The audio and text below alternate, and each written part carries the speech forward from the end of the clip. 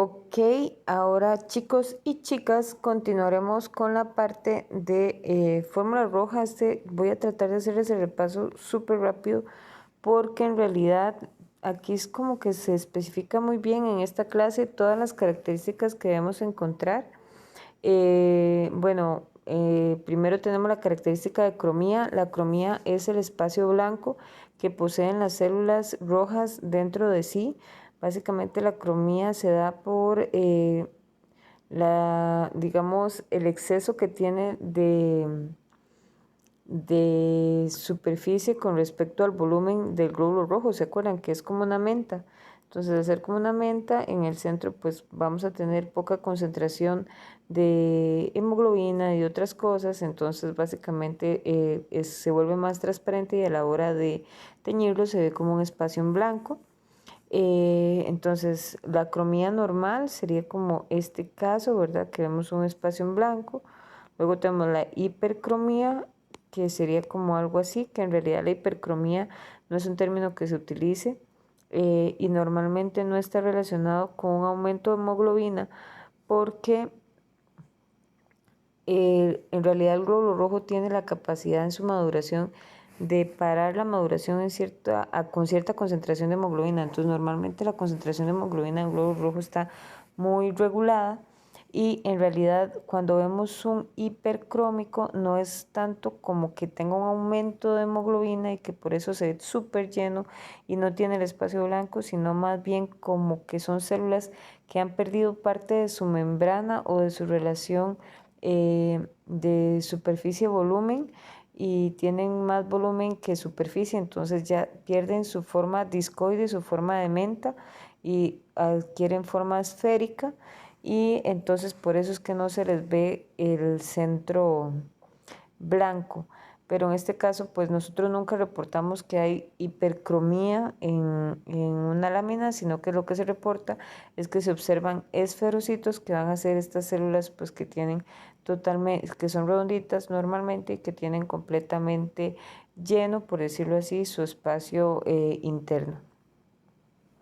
Y está la hipocromía, que la hipocromía pues sí se utiliza mucho. Hipocromía se reporta normalmente como de 1 a 4 cruces es lo más común, pero se puede reportar como leve, moderado o severa. Recuerden que la hipocromía va a depender como de la cantidad de células afectadas y del grado que esté afectadas estas células. Si hay un 25% de células afectadas es una cruz, si hay un 50 son 2 cruces, un 75 son 3 cruces, si todas es 4 cruces, si es poquito lo que está, si todas están afectadas pero poquito es una cruz, si todas están afectadas más o menos son 2 cruces, si todas están afectadas bastante son 3 cruces y así sucesivamente. Entonces, tanto la cantidad de células afectadas como el grado en que se encuentran afectadas dichas células. Por ejemplo, en esta imagen de aquí, ustedes pueden ver que la mayoría de las células pues tienen un espacio blanco bastante grande y esto ya sería una hipocromía de 4 cruces. Ok, luego seguimos con la anisocitosis. La anisocitosis es cambio de tamaño. Aquí es muy sencillo. Tenemos los microcitos, que son células más pequeñas, los macrocitos, que son células más grandes de lo normal, y los normocitos, que son células pues establecidas como normal. Los macrocitos muchas veces son células que son policromatófilos o basofilias difusas, ¿verdad? Que recuerden que las basofilias difusas son reticulocitos que son células pues de glóbulos rojos inmaduros y normalmente son más grandes que un glóbulo rojo normal. En anisocitosis también vamos a encontrar lo que son los esferocitos, que ya les mencioné que eran, los megalocitos, que son glóbulos rojos más grandes y de forma ovalada, como este de acá, ¿lo ven? Serían megalocitos. Y básicamente esas son como las 4 células que podemos introducir en la anisocitosis: microcito, macrocito, esferocito, megalocito. Y esto también se reporta de 1 a 4 cruces. Luego tenemos la poiquilocitosis, que es cambio de forma, que también se reporta de 1 a 4 cruces y que dentro de ellas incluye un montón, como es el acantocito, el dacriocito, el trepanocito, el eliptocito, el equinocito, el esquizocito, el estomatocito, el queratinocito y otro montón, pero bueno, estos son los más comunes. El acantocito básicamente es una célula roja que va a tener prolongaciones de distintos tamaños y que no es homogéneas estas prolongaciones en toda su circunferencia. Ven, como por ejemplo aquí tenemos dos prolongaciones y aquí tenemos una más larga, una más corta, aquí tenemos varias de diferentes tamaños. Esto es un acantocito, una célula que tiene prolongaciones citoplasmáticas de diversos tamaños de forma digitiforme y que parecen amebas. Eso es un acantocito. Luego tenemos el dacriocito, que básicamente son glóbulos rojos que tienen una prolongación citoplasmática a un solo lado y que tienen forma de lágrima. Esos serían los dacriocitos. Luego tenemos los drepanocitos, que ya yo les dije, ¿verdad? Son células que normalmente son puntiagudas o que tienen extremos puntiagudos, que las paredes son como irregulares, que sus paredes no son paralelas, es decir, si ustedes cruzan una línea aquí, perdón, vamos a tratar de hacerlo sin que se nos vaya la pantalla. Una línea aquí y una línea aquí se va a juntar, ¿verdad? Esas dos líneas. O sea, aquí va a venir una línea y aquí va a venir la otra, entonces se van a unir, ¿verdad? Una sigue por aquí y esta otra va a seguir por aquí. O sea, no son paralelas. Ustedes recuerdan que líneas paralelas nunca se tocan. En este caso, pues las paredes de estas células sí llegan a tocarse, entonces no son paralelas. Y normalmente la cromatina está acomodada ahí como de forma no uniforme, o sea, de forma irregular. Y los extremos, como les dije, son abusados. Luego tenemos el eliptocito, que podría confundirse con un drepanocito, pero vean que son muy diferentes. Los eliptocitos tienen bordes romos, o sea que son redonditos en sus puntas, no son puntiagudos, sino son romos. La hemoglobina sí está distribuida de forma homogénea y las paredes son lisas y normalmente son paralelas. Ven, si ustedes tiran aquí una línea y tiran otra aquí, no se van a unir las paredes, pero son paralelas. Entonces eso es característico de los eliptocitos. Luego tenemos los equinocitos o los crenocitos, que estos se podrían confundir con los acantocitos, pero son muy diferentes. ¿Por qué? Porque en este caso son prolongaciones cortas. Recuerden que los acantocitos son largas, pequeñas, medianas y no distribuidas de forma homogénea. En este caso son prolongaciones cortas distribuidas en forma homogénea en todo el diámetro en toda la circunferencia, perdón, del glóbulo rojo. Y usualmente son prolongaciones cortas y se ven de esta forma que ustedes pueden observar acá.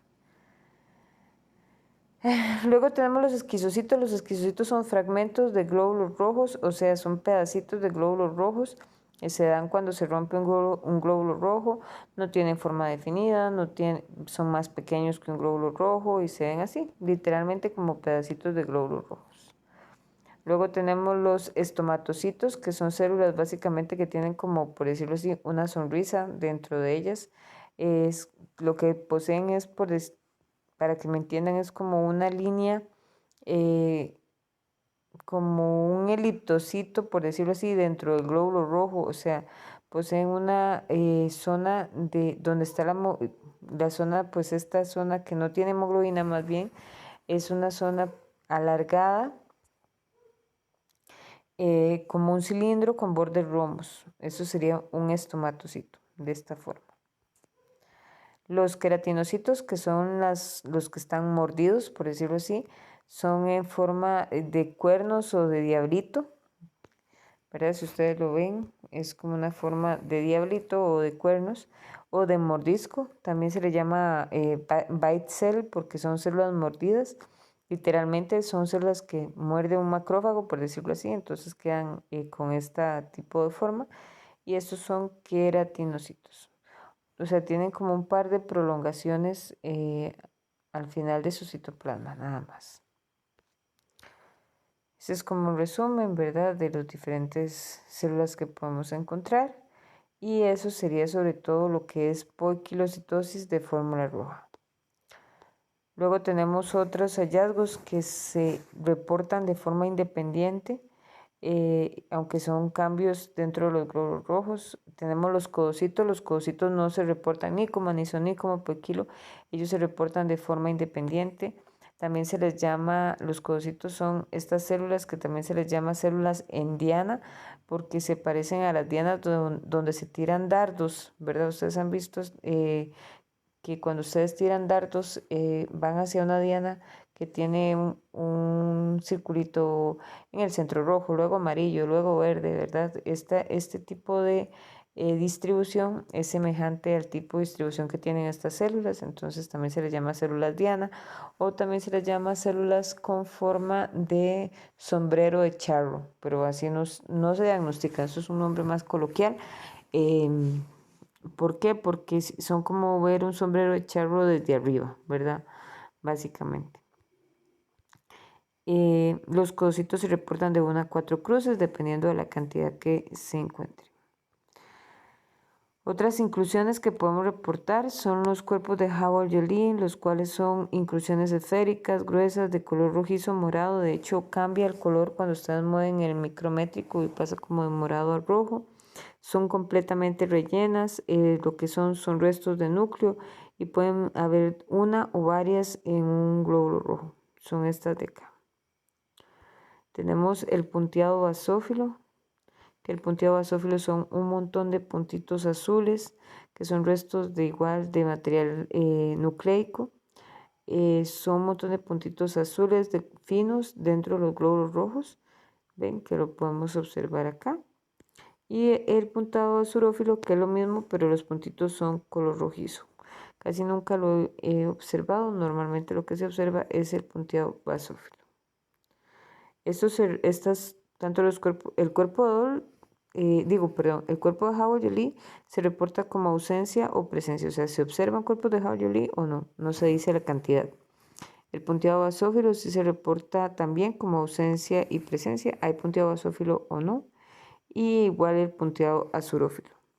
Otros que se reportan como que hay o no son los anillos de Kaut, que son como filamentos de cromatina que agarran forma de anillo, que pueden ser en forma de anillo, a veces son en forma de infinito, que es como en forma de 8, que son trazados finamente de color azurófilo dentro del glóbulo rojo. Y tenemos la basofilia difusa, que todos ustedes la han visto mucho, que es la coloración un poco más celeste, homogénea dentro del glóbulo rojo, que casi siempre corresponde a presencia de material nuclear. Y normalmente es porque son reticulocitos, ¿verdad? Son glóbulos rojos más inmaduros.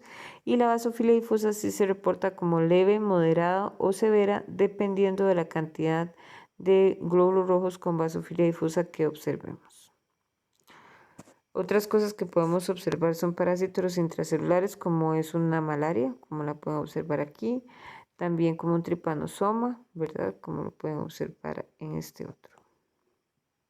Es menos frecuente, pero la malaria es sumamente frecuente, donde van a ver esta forma de anillos, pero igual la malaria lo ideal es hacer algo que se llama gota gruesa. Luego tenemos procesos de aglutinación de glóbulos rojos o de el fenómeno que se llama fenómeno de Rouleau. El fenómeno de Rouleau es como que se acomodan los glóbulos rojos en pilas, como pilas de monedas, como lo pueden observar aquí. Esto se da por un aumento de proteínas a nivel sanguíneo que hace que el potencial Z de los glóbulos rojos se vea afectado y estos no puedan mantener pues la distancia el uno del otro, por decirlo así, empiecen a unirse debido a la cantidad de proteínas. Es muy común ver esto en mielomas múltiples o infecciones muy graves donde las proteínas están muy altas. Principalmente en mieloma múltiple, que el mieloma múltiple es una enfermedad donde tenemos un aumento de anticuerpos de forma anormal porque hay células neoplásicas que están formando anticuerpos y en el mieloma múltiple pues vamos a observar esta presencia de pilas de monedas debido al aumento de anticuerpos que son proteínas al fin y al cabo. Luego tenemos la hemoaglutinación, que la hemoaglutinación se da por otras cosas, como por ejemplo presencia de crioglutininas o aglutininas frías, o también por presencia de algún agente o dentro del tubo que nos afecte, o que el tubo se empiece a coagular, entonces empieza a formar esta hemoaglutinación, que en este caso se diferencia del anterior porque ya no son pilas de monedas, sino que son grupos, ven, como grupos de glóbulos rojos que se unen entre sí.